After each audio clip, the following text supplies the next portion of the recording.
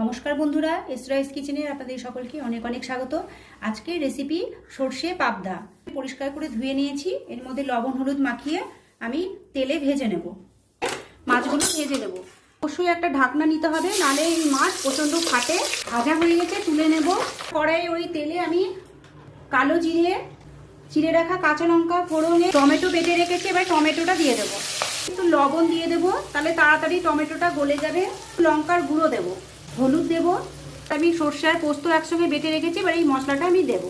আমি অ্যাড করবো টক দই, স্বাদ মতো চিনি। আর আমি অল্প করে জল দিয়ে দেবো।